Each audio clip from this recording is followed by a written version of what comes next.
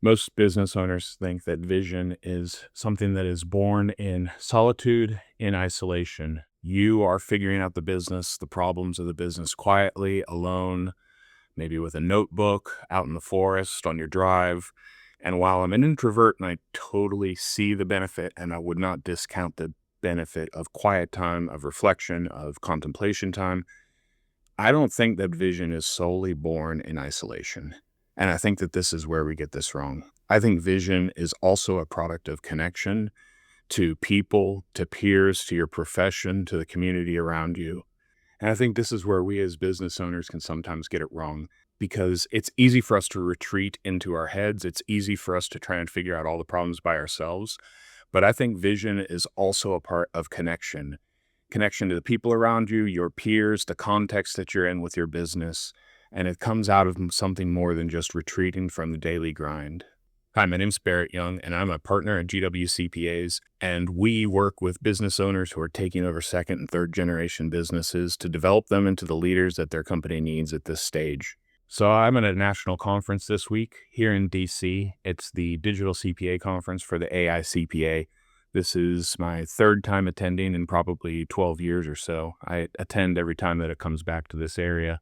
This conference gathers probably 1,500 CPAs from across the country in all aspects of the profession, across all types of companies, sizes. And I really enjoy this conference because I have had conversations that have completely reset my context of what's possible within this profession. I'll talk to solopreneurs. I'll talk to people who are out by themselves working in their business. I've also had conversations with a head of AI, a CPA who's the head of AI for a 1,400 CPA firm trying to roll out AI across his entire company. Last night, I had a head of IT whose IT department is bigger than our entire company. 18 people in their IT department, 200 software products across their tech stack, coming to me and asking how they can implement AI across their 700 people on their team. The people that I find myself hanging out with, I do meet new people, but the people that I find myself gravitating towards, the people that I hung out with all night last night and enjoyed myself with, other Maryland CPAs, other Marylanders who I meet probably every couple months locally here, just to connect with them, to get to know them deeper, to get to know the problems behind their business. This is what I really love about going to national conferences repeatedly. As you start to develop relationships with different people at those conferences, it starts to become a reunion. And so you get to connect with them and catch up. So let me give you the flip side of where I was the first time I attended this conference, 2013. I was out on my own. I had been working in public accounting for about 7 years at this point. I had just become a CPA a few years earlier, wanted to build my ideal company, the company that fit my lifestyle, what I wanted from it. I did not want to do tax season. I wanted to do outsourced accounting for remote companies. I wanted to work from home. And I did that for the span of about 5.5 years. And I got to the point where I was coming up on a milestone in my business where I had been my boss longer than anyone else had been my boss. So about 5.5 year point. And it's funny because I started asking myself the question, am I the best boss that I've ever had? And unfortunately, the answer was no, I was not. So a little bit of context where I was at the time. I had a handful of clients. I was making close to 6 figures, 2 young kids at home at the time. They were 9 and 7 years old when I closed down my company. And so I had achieved, what Tim Ferriss calls the 4-hour work week. I was 33 years old, making close to 6 figures, enough to live off of, but I was not content with my situation, and I was not connected to anything in the wider profession. I mean, I had friends, but they were online.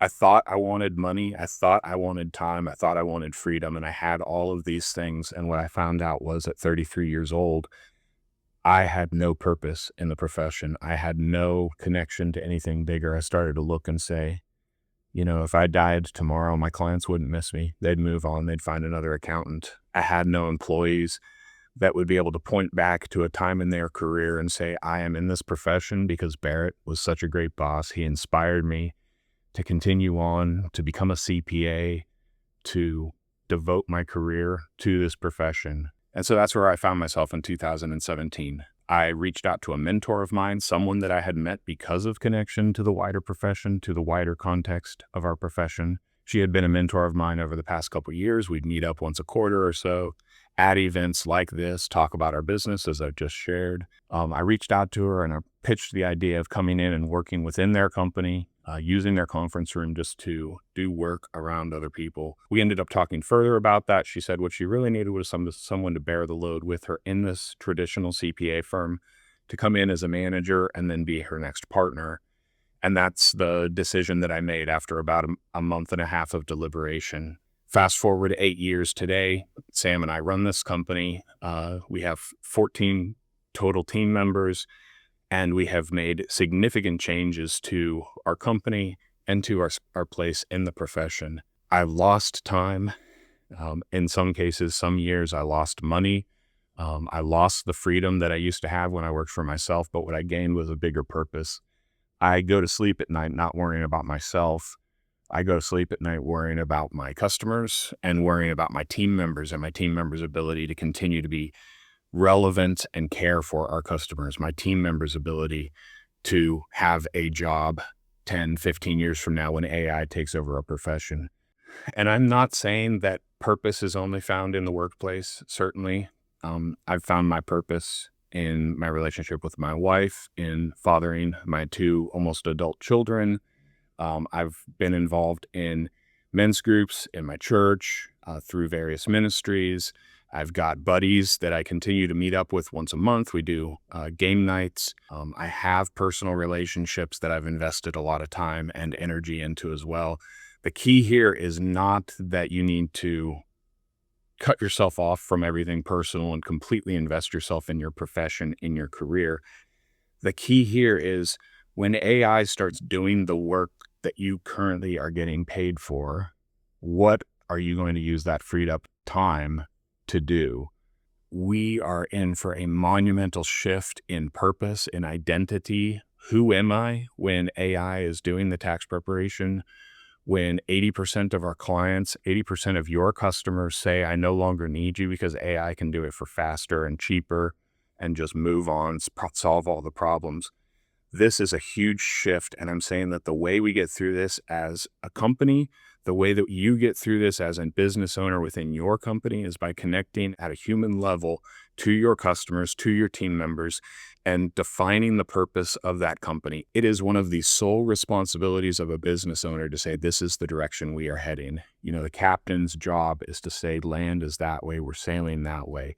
When you can't see land, when all of the crew doesn't have all the context for the maps, the charts, the stars, all the navigation tools that you have as the captain, the purpose, why you're sailing in the first place, it is the responsibility of the captain to say, we are going that way, and to build trust with the team so that they understand the captain's not lost it. The captain is not crazy. It's not a mutiny situation here.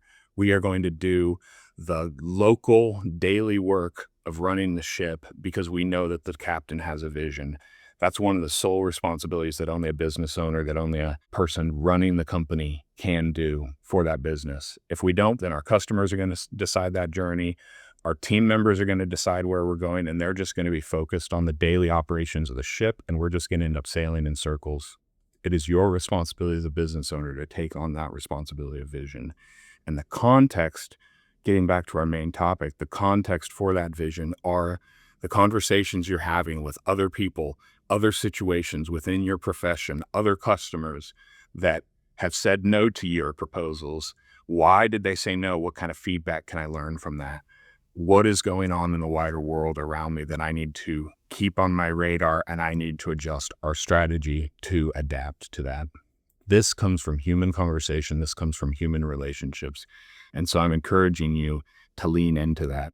I know at this point, a lot of people will discount what I've said because it sounds too anti-capitalistic. It sounds too relational. It sounds like I'm saying sacrifice profitability for the sake of the welfare of all stakeholders. I'm not saying that. I'm just saying that if you focus on growing the revenue of your company, or even if you focus on growing the net income of your company, you're going to miss out on this.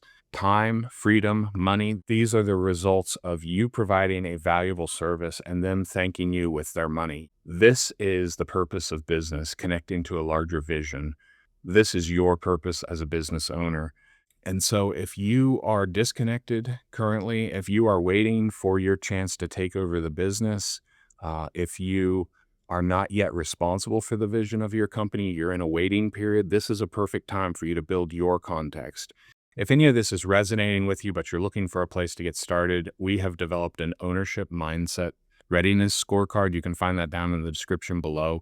A short test, couple of minutes, have you reflecting on who you are, where you are, and are you ready to take over the business? And then it'll provide you with some action steps to take after so that you can grow.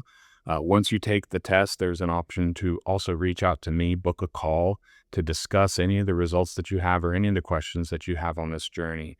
I'd also encourage you, like I said, use the community around this channel, around the Art of Succession podcast, connect with other people who are stepping into that role. I want to thank you for watching this one, and I will see you on the next video.